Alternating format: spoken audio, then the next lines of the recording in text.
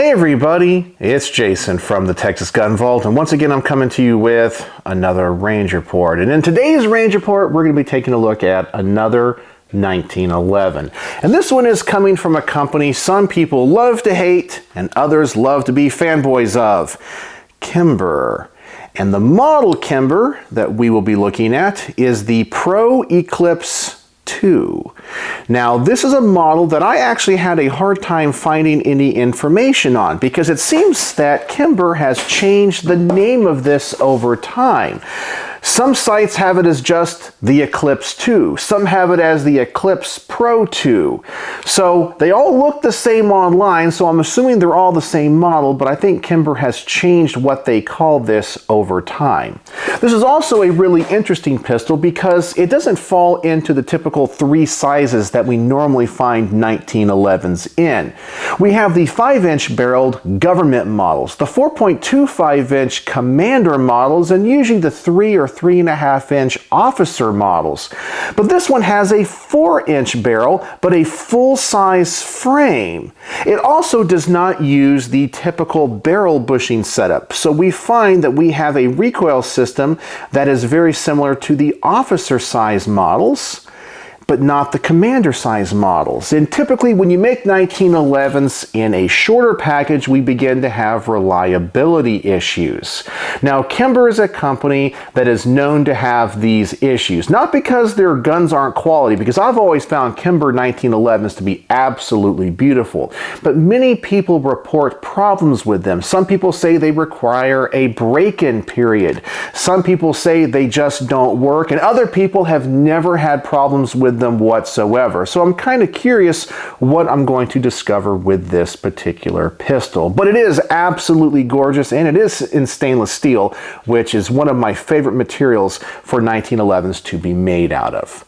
But before we get this to the range and talk about the things that I like and don't like, as always, I want to thank the people that make these videos possible. First and foremost is the owner of this beautiful Kimber. His name is Jack. In fact, he's the first person named Jack to lend guns to the channel. Now I actually have two, but this is the OG Jack, Jack number 1. So thank you again, Jack. As always, I want to thank my Patreon supporters because through their monthly donations and support, they help keep the lights on around here, and I couldn't do this without their support. And if you guys want to join my Patreon and get to see all these videos early, there's a link in the description and you can join for as little as $1 a month.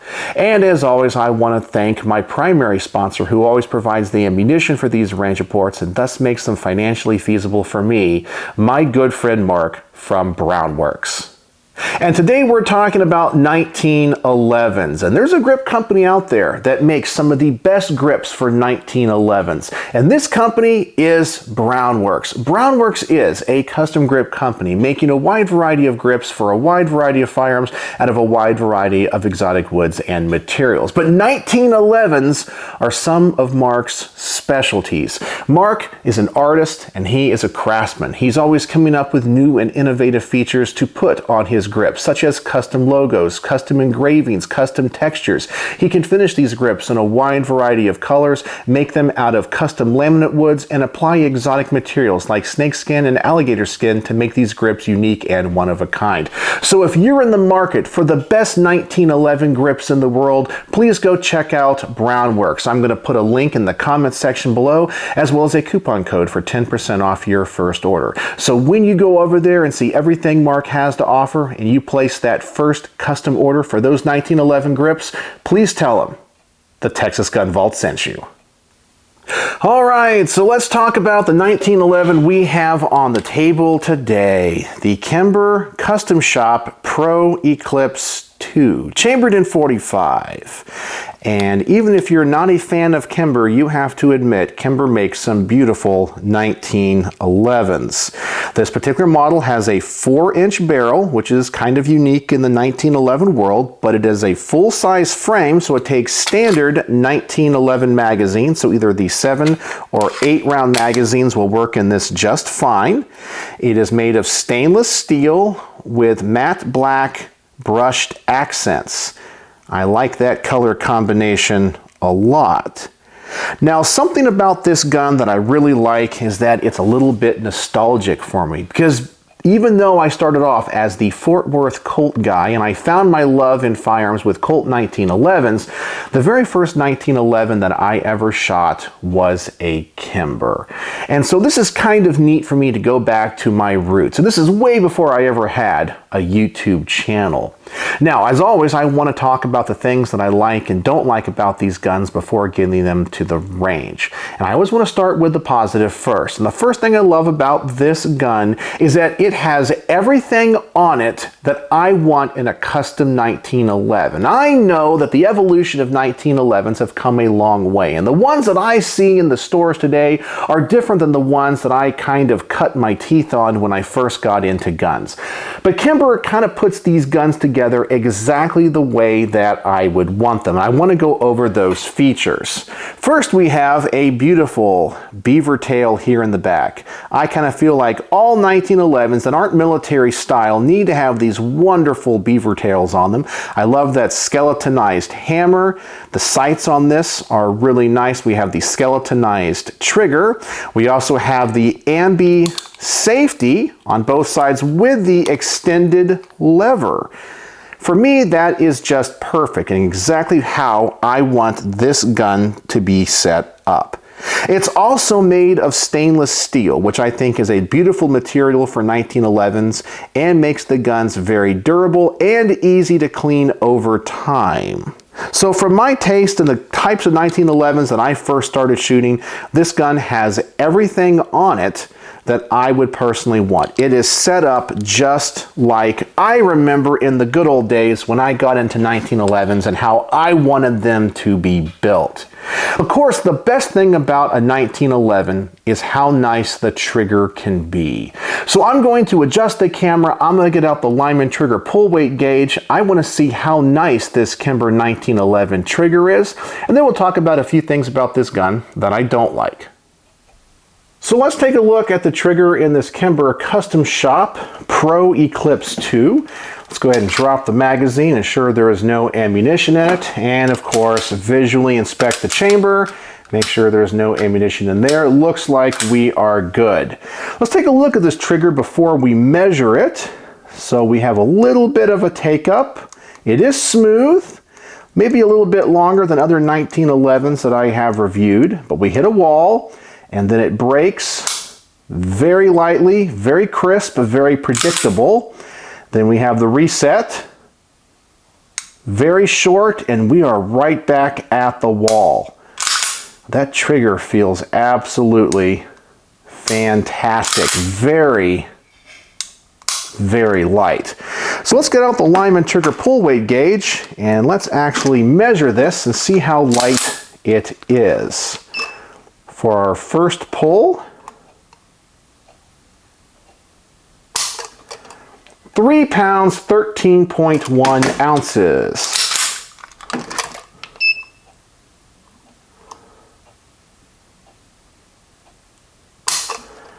Three pounds, 11.8 ounces.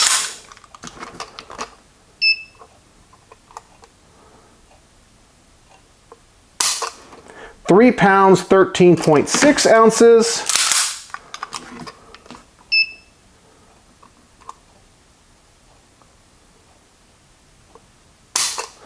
3 pounds, 14.7 ounces.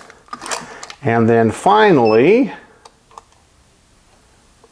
3 pounds, 13.7 ounces, which gives us an average of 3 pounds, 13.3 ounces. That is a really nice weight for this trigger. It's not too light that it would be a target trigger, but it's not so heavy that it wouldn't feel good in a 1911. In my opinion, this is right in the sweet spot, right around 4 pounds, which I think is perfect for a gun like this, a gun you're probably going to carry and take to the range. I really like the way this trigger feels, so I hope it's going to translate into good accuracy. But before we get it to the range, there is one thing about this gun that I don't like, and I want to talk about it. So let me adjust the camera, and let's do that.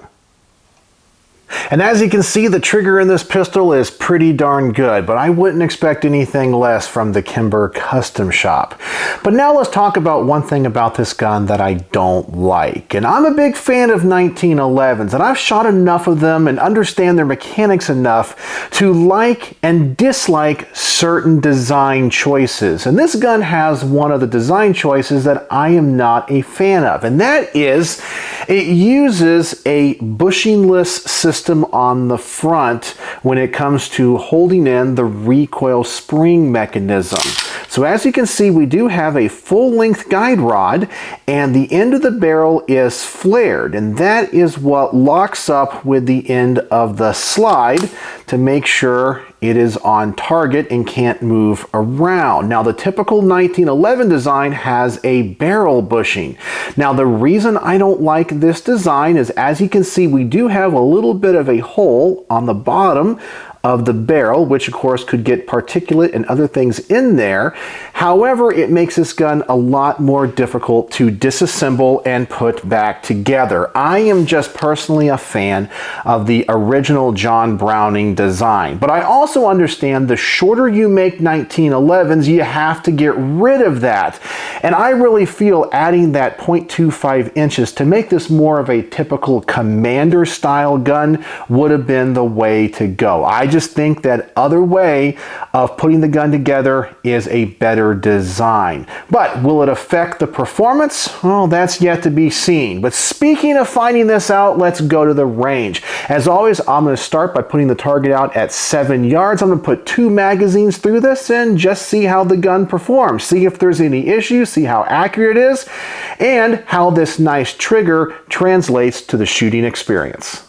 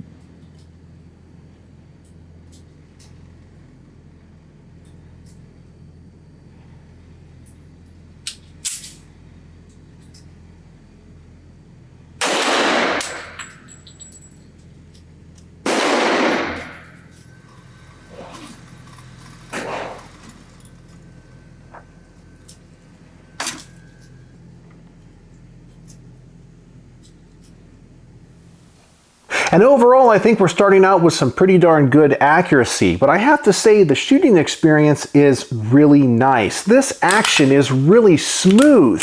That slide to frame feel and lockup is really, really good. But now let's talk about that one issue we did have. We had a failure to feed. Now, I know some people that don't like Kimber are already in the comment section saying, see, I know that gun is a piece of junk. Now, some people are also going to say this requires a break-in period. But when Jack purchased this, he bought it used. And just kind of looking at the wear and tear on this gun, which is pretty light, I can tell you this gun has a few rounds put through it. So hopefully it's already gone through that break-in period. But we're going to have to see if this issue persists. But so far, only one failure.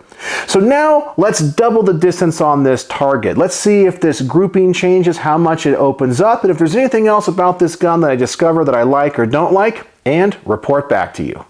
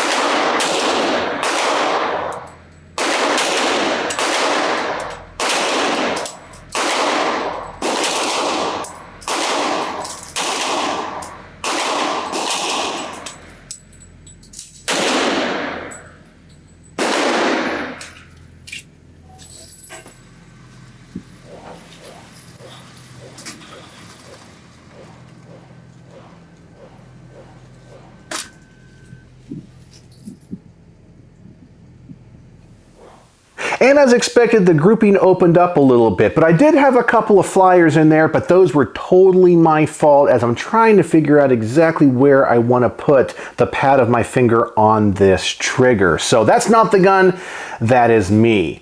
The shooting experience continues to be very pleasurable. It doesn't seem to have a lot of recoil, especially for a 45, and I really like this stippling that we have on the front strap and the back strap. It's not overly aggressive, and I was also glad to see the gun didn't have any failure. So maybe that first failure in that first bit of footage was just a one-off. All right, so the next test I want to do is the barrier or bench rest test. I'm going to set out the target at about 20 or 25 yards, put 2 more magazines through this, try to take as much of the human element out of the equation as possible, and see what type of accuracy I can get out of this pistol at that distance.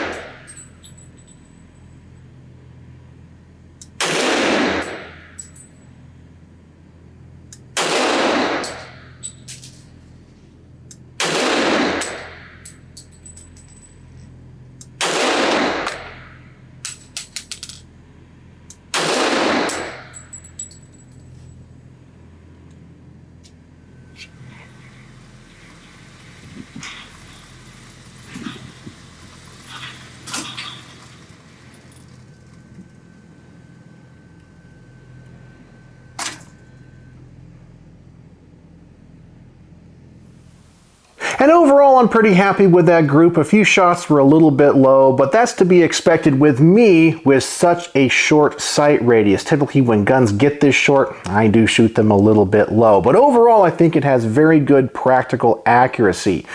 And that range footage, we actually did have one failure, but you might not have caught it because I didn't catch it until after I filmed it. And that was on the first magazine, the slide locked open before it chambered the last round. So it locked open and I was assuming, well, I'm empty. I dropped the magazine, inserted the next one, and kept going. But then after I was done and turned the camera off, I realized there was still a round left in that first magazine. So we have had another failure to feed. So for some reason, this slide is getting locked open occasionally. Once again, we'll have to see if this problem persists, but it seems to be a trend so far. All right, so the next test I want to do is the hollow point test. Obviously, a gun of this size, you're probably going to want to use for concealed carry or maybe home defense. And you want to make sure that this gun can feed hollow points correctly without having any issues. So that's what we're here to test.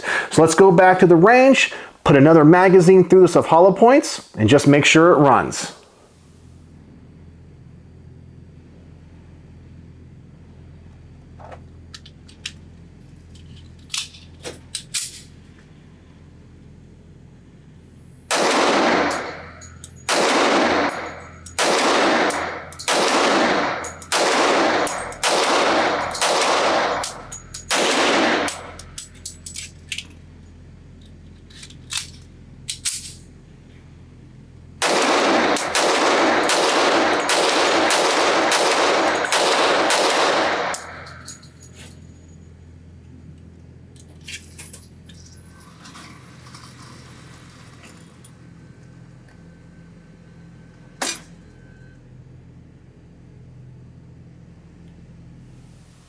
And I'm happy to report that there were no failures. I was actually kind of expecting the gun to have some type of issue. After all, we've already had 2 feeding issues, and normally those hollow points can be a little bit finicky, but nothing happened. So That is really good.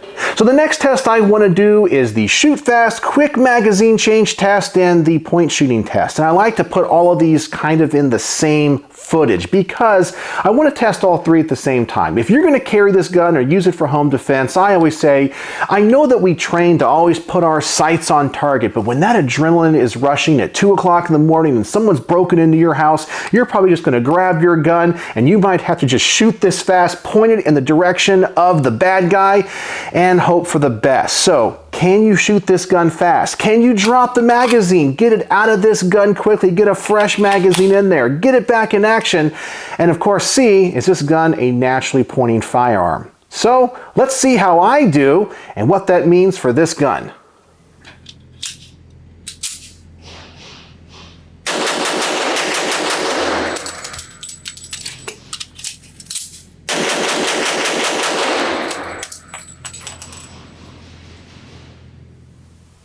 And this gun is simply just a fantastic shooting pistol. It's very comfortable in your hand. You can shoot it really fast. This trigger is the best part about this gun. The Kimber Custom Shop just did a great job with it.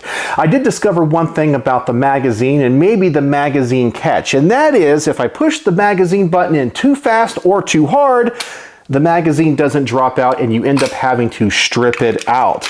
You can get it to fall out like it's supposed to if you just lightly depress it. But if you do it too fast, it sticks. I don't think it's designed to do that. So that really is kind of an issue. And I can see if you're trying to change those magazines out fast under duress, you might have an issue, and that's going to give you a little bit of a hang up. So that just might be the magazine catch being a little bit out of spec, not 100% sure, but it is worth reporting because I experienced it and wanted to share it with you. So what are my final thoughts on the Kimber Pro Shop Pro Eclipse II 1911? A beautiful pistol from Kimber. Once again, you gotta love that stainless steel look. The pros of this gun, it has an outstanding beaver tail. It feels great in your hand and it shoots really well. The only cons I have with this is I do have some reliability issues. So about 95% of the time it's working well, but that 5% it doesn't, mainly failures to feed. And if you're gonna carry this gun or use it for home defense, that could be an issue. I want a gun to run almost 100% reliably, and this gun does not for me. And then of course we have that magazine issue. I don't like that. That would need to be addressed. But that's what I discovered about this gun. So on my star system, how would I rate the Kimber Custom Pro Shop Pro Eclipse II? Well, we did have feeding issues. We had malfunctions. And we have a magazine issue or a magazine catch issue. The gun feels great. It works. It just doesn't work 100%. And I think this gun is designed for concealed carry, for defensive use. And because it's designed for that, I'm only going to give this 3.7 stars out of 5. Not a terrible review, but in order for it to get 4 or above, you have to be at pretty much 100% reliability. And this gun just didn't perform that well for me in that regard. But it feels great. You can tell it's a quality gun. And I still like Kimber, but maybe the reputation that they have garnered from the gun community is a little bit partially earned. But hopefully I'll get to review other Kimbers in the future and it will change my mind. So what do you guys think about the Kimber Custom Shop Pro Eclipse II? Is this a firearm that interests you? Do any of you guys own this or have any experiences with it? And do your experiences with it mirror mine? I would love to know. So tell me in the comment section below. So, as always, thanks for watching.